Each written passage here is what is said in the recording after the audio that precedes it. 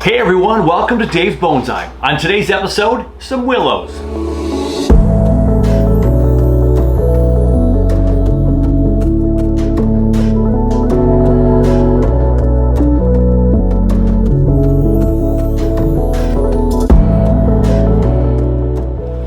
Seeing is my weeping willow trees from the park. These are cuttings from about 2 or 3 years ago. They were all probably, maybe the thickness of the top up here.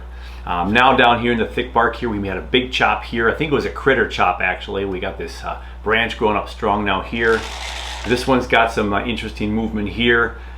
It's leafing out. So we know this willow tree is waking up. So we're gonna go ahead and get these into bonsai pots for the first time. They've been in these pots for 2 years, and we're just gonna go ahead and repot these. And then the front one here, this is a French pink pussy willow tree, if I'm not mistaken. This is from a friend of mine from the Minnesota Bonsai Society. Thanks to Candace for giving me this tree. This looks a little weak up top here on these guys right here. There was a big cut that was put on the tree here before it was given to me, but we've got this secondary growth right here that took off, and if you can see real carefully there, we have some swelling of the buds. So as things swell typically in the spring, we know it's probably a good time to repot most varieties. What I do know about the willow trees from my park and the ones I've worked on so far is they love a lot of water. In fact, we could put these in a bonsai pot and then put them in a tray with water sitting in the bottom of the tray, and the roots would just go out and they would just love life. They really are a good tree to have if you overwater. It's hard to overwater. If they happen to be sitting in water a little longer than normal, they're not going to have this root rot. We do like well-drained soil still, but they will sit in some water and like you'd put them in a glass up on a windowsill and have them start to root. So we're going to get all these into some bonsai pots and we'll go from there. The first of the two willow trees comes again from the park down the road. Just got a couple of cuttings, and we've had it in this nursery pot for the last couple of years. Just basic dirt and from my backyard, essentially, underneath my deck, and anytime I've kept my soil from when I transplant anything in the yard, when I have any leftover soil from other nursery buys, it's a combination of all that soil. So we're gonna go ahead and we're gonna get this one taken care of.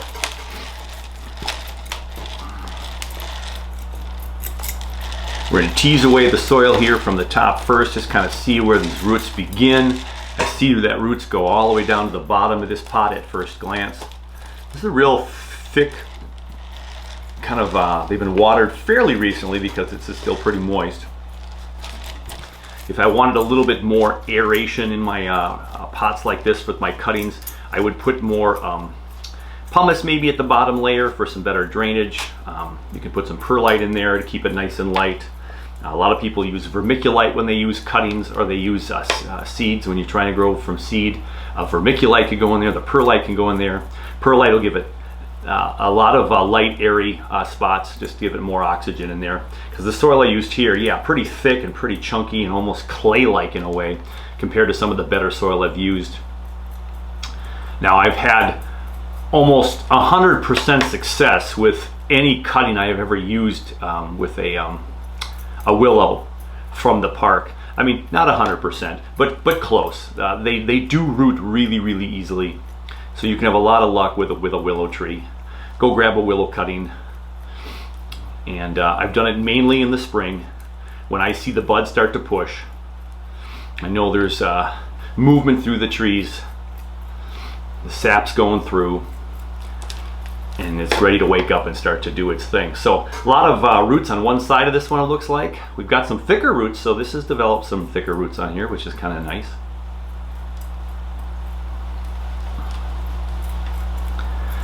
And so we just tease away the soil on this because we want it to get into some bonsai soil. Got a bucket of water over here that I'll do a little rinse here before I put it in the bonsai soil. I've had luck with washing the roots when I've transplanted my willows. So we'll give the soil a good dunking here, and then we'll be able to consider what pot it's going to go into here in just a moment. So just going to get some of these straggly roots out of the way right away. I've got my pot of water.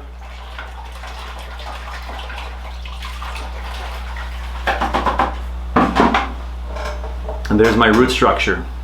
So it looks like we have a lot of health over here. Nothing pushing new out over here yet. We have a couple thick roots. This root's a little high. This root is pretty high compared to some of these down here, but I like this thick growth right here. There are two on top of each other. Oh no, that's a subdivision right there. So we'll cut this one right here. I'm going to shorten that one out, but I am going to cut down here. I'm going to get rid of some more of the taproot on this guy because we've got about 2 inches of taproot still left, or the main branch where I cut it before. So if I cut that off right there, now I have only about a little less than an inch, with this being a main root and some other roots here. We don't know. We'll see how these come back to life this year. Okay. So that's pretty good. So that's one tree. We'll set that off to the side and we'll get the other one going right away. These will be pretty quick and painless, I hope. So we'll get the two park willows into their individual pots for the first time.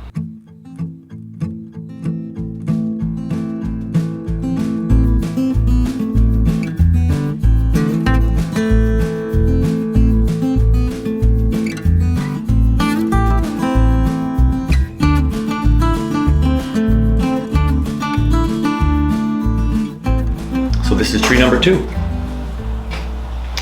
So we have our 2 willow trees. We will put these into some bonsai soil in a pot and we'll go on.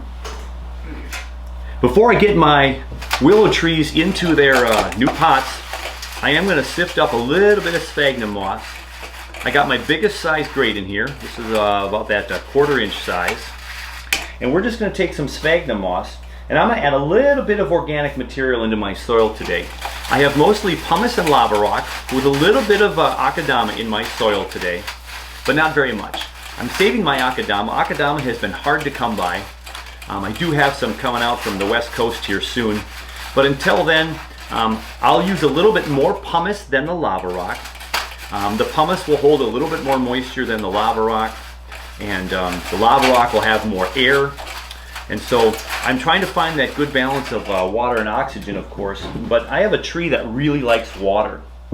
So for a lot of the deciduous trees, if you've got your Japanese maples and you've got your willows like this, if you've got some elm trees, any of the broadleaf deciduous, all the maple varieties, if you have those varieties, they're drinking up a lot of water.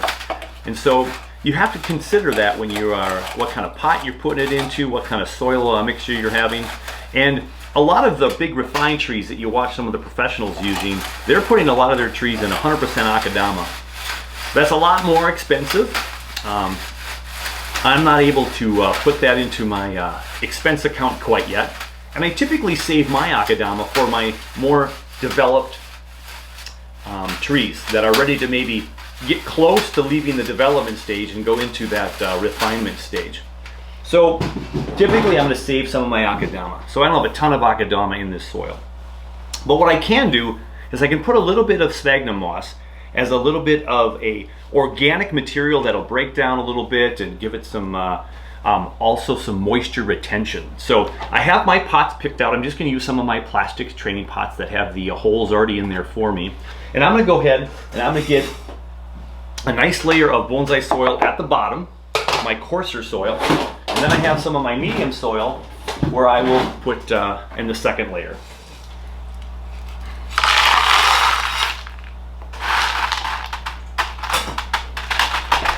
So I have a little layer of the big coarse soil. I'm going to sprinkle just a little bit of my sphagnum moss there. And then what I'm going to do is I'm going to put in my my medium soil. And so I've got my medium soil here. If I mix it up with some sphagnum moss, just get little pieces of sphagnum moss in there.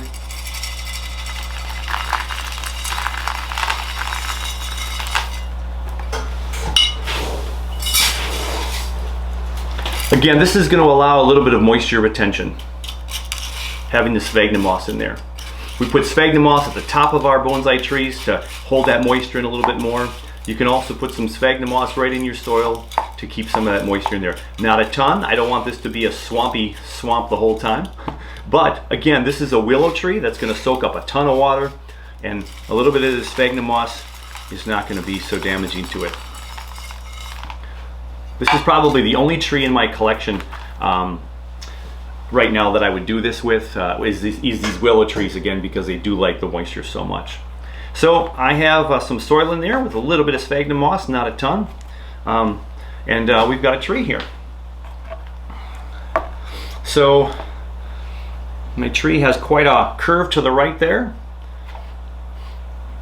Has a little bit of a character in this front here with this little wound right there, kind of tells the story. So I'm going to pick my front here. I can see these two branches growing off to the right. I got this one coming right at us, so but we're just going to see where these grow this year. Put a little bit more off to the left here. Something like that. We'll see how it goes. All right, I'll get my other soil in there.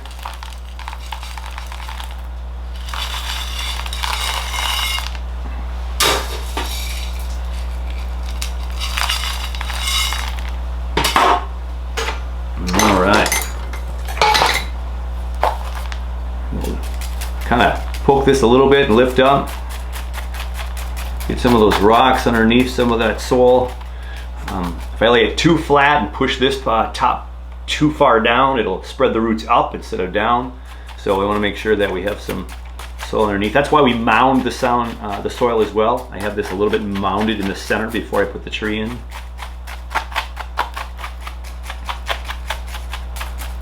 There we go. Now it's popped up just a little bit there.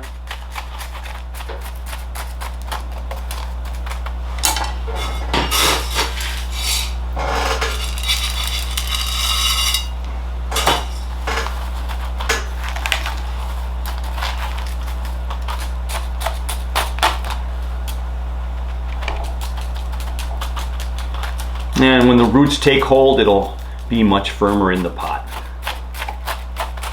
Didn't tie this one down. It's a real lightweight tree. The wind is not going to do much to this tree. So I'm not tying down nearly as many trees as I used to. Again, some of my more expensive trees, my more refined trees that I might worry about, if I can wire them down and not damage the roots, I will do that.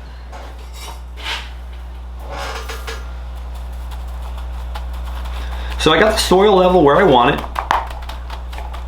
And then for the top dressing, I am going to put some sphagnum moss on top as well. Again, this will hold in some moisture in general. I didn't put it to super fine, but this will provide that moisture barrier, keep the water in a little bit better. Good draining soil. It's going to drain through really well down there. And there's our first willow tree.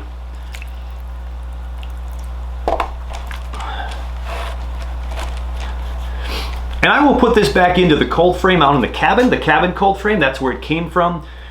We have several nights where it's going to go below freezing, but just a little bit. So some of the trees outside might do okay because the pots might hover around freezing, but the outside temp, this will be freezing, but then inside.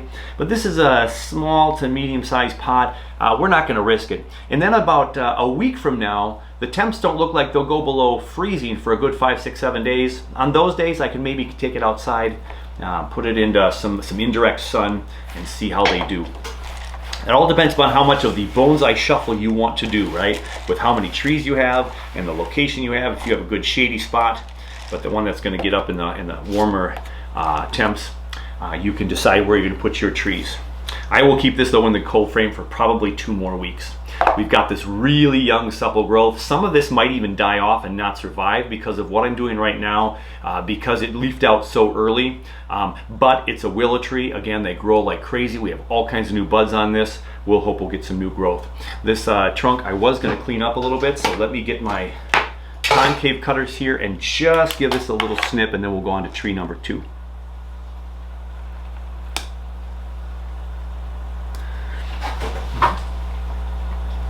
And I think that's it. There, I just smoothed that out just an ever so slight. There's a little bit less of a protruding part there. It is a big sore. Over time that could heal up, and we'll just have to find out. So there's tree number 1, the weeping willow from a cutting from 2 years ago or so, and we'll set this aside and get number 2 done.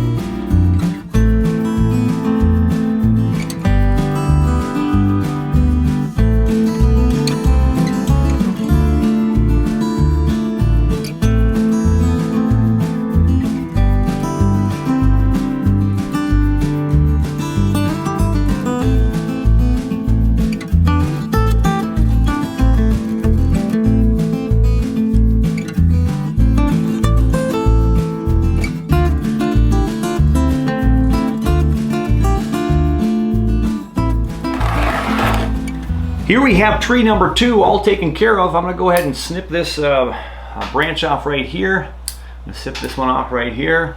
We've got some real wild and crazy growth. I got one right here on the inside of a curve that we know we're not going to want. That's just, again, these trees grow really, really fast. They have a lot of crazy growth. The unfortunate part of willows, if you haven't tried them yet either, is that they have a lot of random dieback. So you might have a really good branch and then all of a sudden it's gone 1 year. So these two do a really funky crisscrossy thing. So I'm just going to take this one off right there. And I've got some old leaves that are still on from last fall. So let's just take that right there. So we have this little stick in a pot. We've got some foliage. We have some decent roots. We got it into some soil where we added just a little bit of sphagnum moss, just a little bit, 1/4 inch grate, where I just did a little bit, and I put a little bit in there to maybe hold a little moisture, a little more organic material, because I have less akadama in here, and it's a little bit more pumice than lava rock. So a little more pumice to hold a little more water. We use pumice a lot when we're using when we're harvesting trees. We come back, we put 100% pumice in there to let the roots take hold in a container of pumice. So a little more pumice than lava rock to recover this tree, and a little bit of, again, of that sphagnum moss inside the soil, just a little bit, and now on top to retain some of that moisture.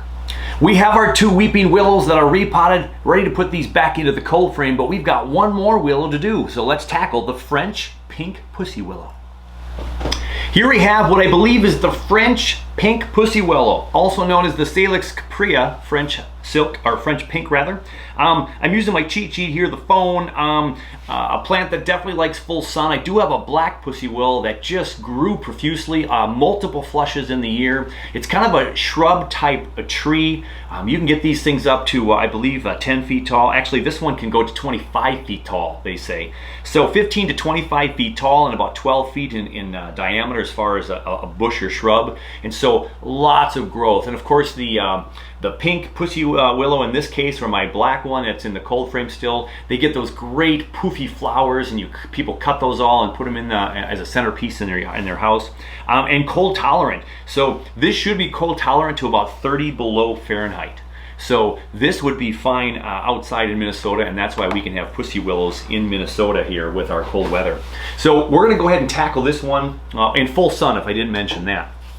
We're going to get this one out of this little tin pot here, and we're going to see what we got here for a root structure with the pink pussy willow, and get into some more bonsai soil. It looks like there's some bonsai soil in here now, or some perlite possibly. The soil's in good shape. I think it's not very damp from the last time I watered it. Successfully got it out of the pot. Now we're ready to dig in here with my little tray of recycled soil. So this is more of a garden soil in here. We had some rocks at the bottom. A big thanks to Candace. Thank you, Candace, for providing me with this French pink pussy willow. Can't wait to see what my black pussy willow does this spring. They can shoot out pretty early. Late winter, early spring, when the sun starts getting higher in the sky. Daylight days are longer, or higher sun anyway, more intensity of the sun. They start waking up, and these pussy willows come on out, the buds, before you get a lot of new branching and leaf structure. So we're going to peel away and see what Candace has given us. I did mention earlier in the open that this branch right here seems to be struggling a little bit, so if it dies, it dies, because we have this new growth off to the right here. And then the chop decision was made for me, right? Do I chop it or not? Well, if it dies, well, then we won't have to worry about chopping. So we're teasing away the soil. I think I'm gonna go to my chopstick now. New species for me, I wanna be careful with the root structure. I don't wanna just completely go in there and go nuts, not knowing how sensitive the root structure is. We got some thicker roots in here, a little more thicker roots. Got a big gnarly one over here, right here, thicker than my chopstick.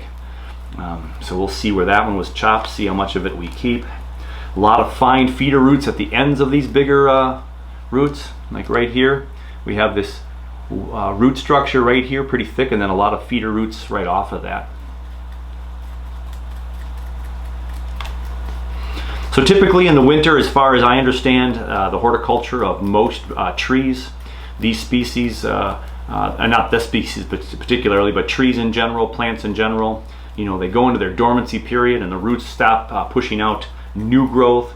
Oftentimes the tips of the roots, those fine tips that soak up all the moisture, they're going to either die off, you know, and then make way for new feeder roots that'll shoot out from some of these bigger roots, right?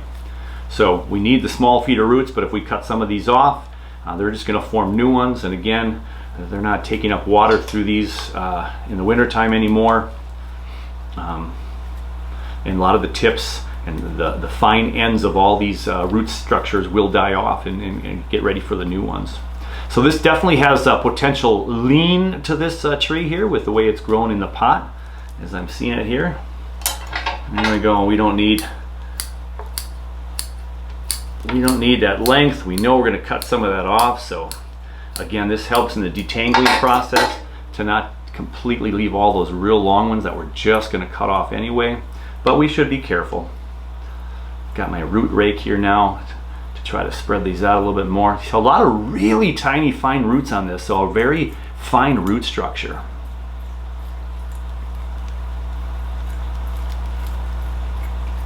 Very almost mossy looking. It's like that old moss look down in the south where the moss hangs from the trees. Yeah, mossy oak or whatever the other mossy trees are. I don't even know the tree varieties down there, but you see the moss hanging from those beautiful big old trees. So it's kind of like what this root structure looks like. Some of the finest rooting that I have seen. That's amazing.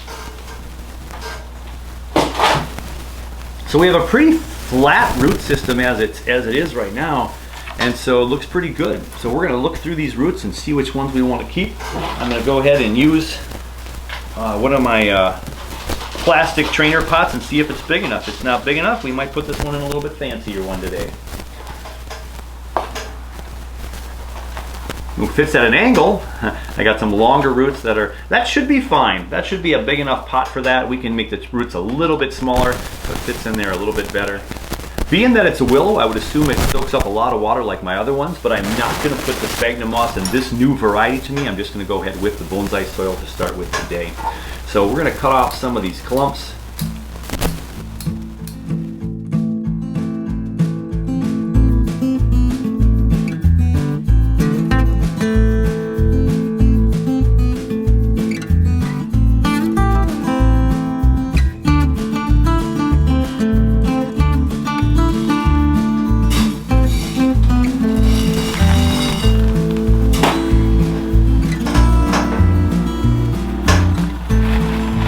Hug that mound really pretty. Yeah, that's nice.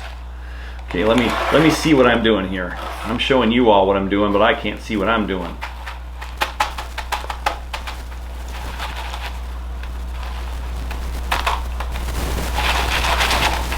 I'll shove that down a little bit more in that soil.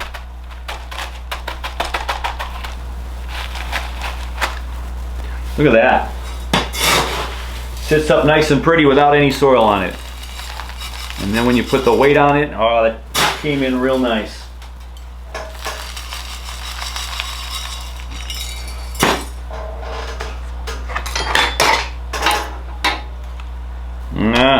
Where's my chopstick?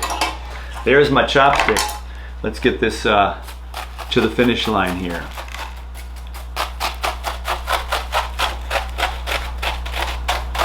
Okay, so maybe a little too much soil in here. We're gonna have to sift some of it out. Let's go ahead and gently shake this up a little bit.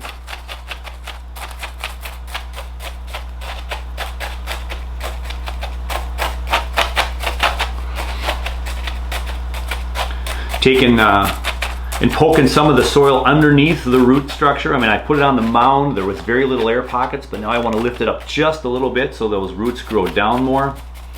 Learned that technique from Nigel Saunders.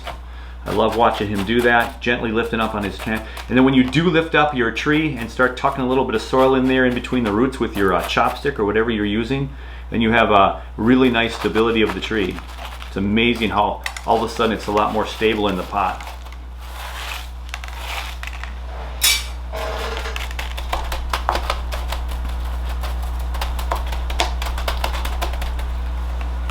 All right, so there we have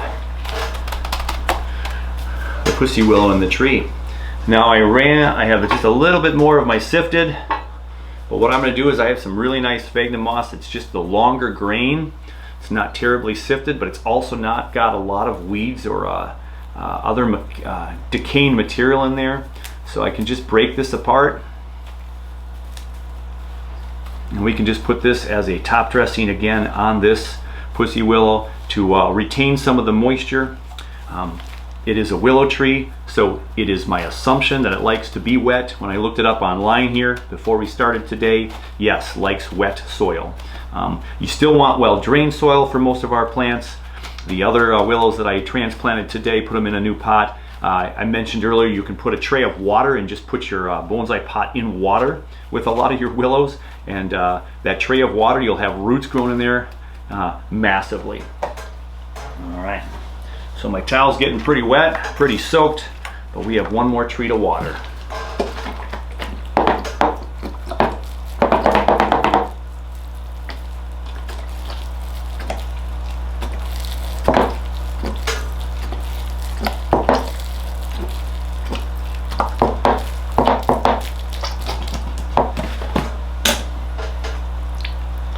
We have it draining out the bottom real nice.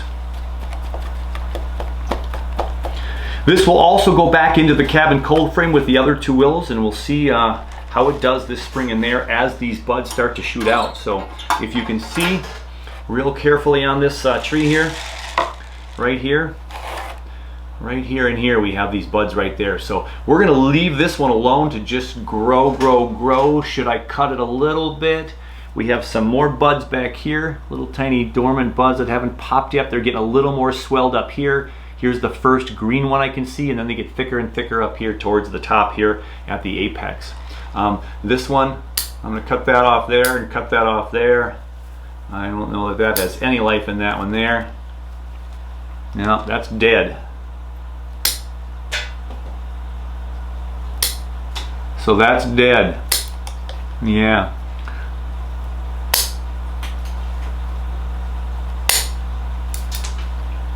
We no longer have any life down here, so we're gonna go ahead and we're gonna chop this one and see if there's any life down below here. Perhaps we have. Let's go this way. You've got the front of the tree right there, so let's do a chop right here.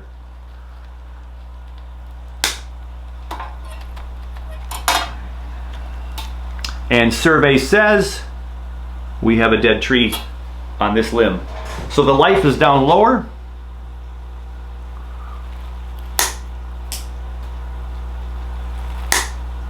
There's a little bit of life.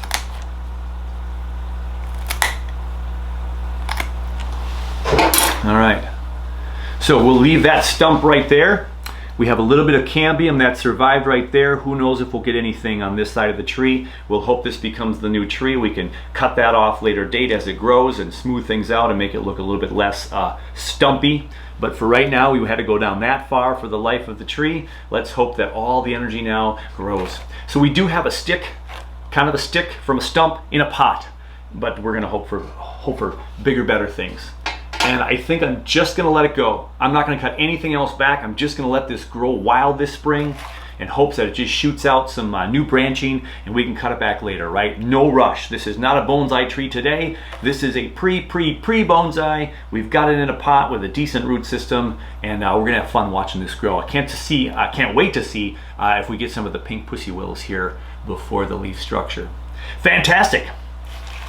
That is 3 willow trees taken care of for today. I do have one update for today, so let's head outside and check out what I'm doing with Minnesota Forest number 2. First, I had to take it out of the garage.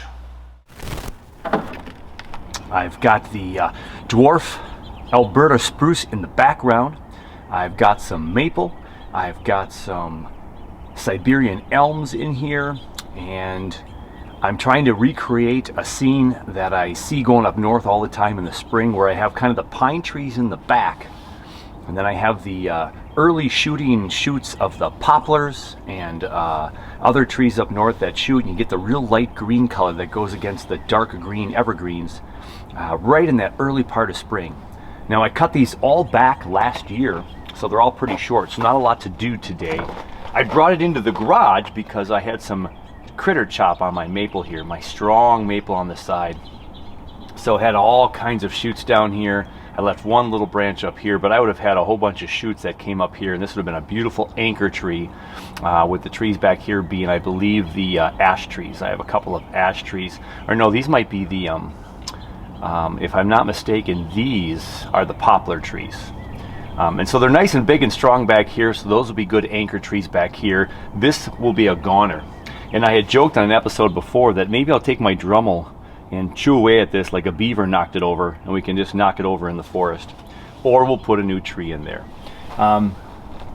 Looks like it's tried to crust over a little bit here with some callicine, but it's chewed pretty good all the way around. This is not going to survive this year. And we do have some of our Siberian elms up front, another maple here and a maple here.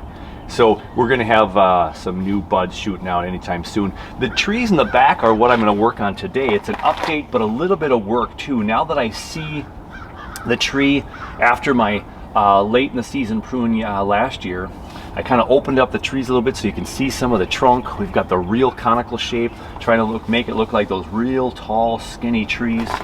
And so I have a couple of branches in here that are just, they've died off. I can cut some of those little branches that I know are not going to be a part of the final design.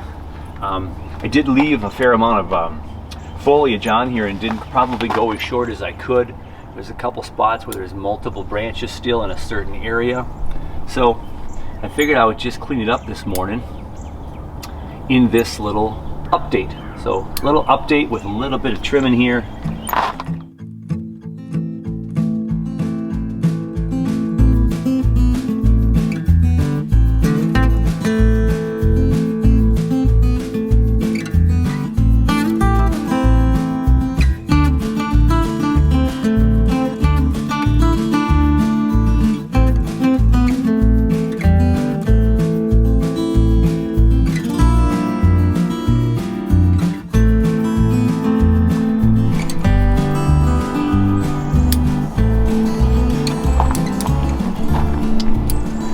So I've just given the trees a once over, looking at some of the areas where there were multiple branches growing from the similar area. So though we cut it up last year, I certainly noticed throughout the garage in the winter months as I would peek at it every week, notice there were some real thick areas. So able to kind of thin out some of the thicker areas where we had 2 and 3 branches growing from these clusters here. We don't want too much of a whirl to develop, so we'll now let it push out all this year and see where these branches grow so we can make some decisions, better decisions next time around. So we got this cleaned up just a little bit more. We're definitely keeping our conical shape here, getting tall, and these are ready to push out for the spring. So there's the update on the Minnesota Forest number 2 with just a little bit of a trim today. I'll be really curious how that Minnesota Forest number 2 fares this year. Only the one tree with the serious critter chop, whether I turn that into a little beaver chopped tree or not remains to be seen. We'll see how busy the spring season is. I can always do that in the summer too, right, when there's nothing to do. there's never nothing to do. Hey, here we go. We've got our willows. We got to get them out into the cabin cold frame. So we've got the new French pink pussy willow. We've got the willows from the neighborhood. They're in pots. They got a nice slight angle to them with the new growth. We're going to keep them in the cabin cold frame for a good couple weeks here until the weather is a little more consistent. So that is going to do it for another one. Hey, thank you so much for hanging out with me. I sure have fun sharing this with you. And keep all those comments coming. Like, subscribe if you haven't already. Yeah, you can do all that stuff down below. You know where to do it. Until the next time, hey, take care of you, take care of your bonsai, and we'll catch you very, very soon.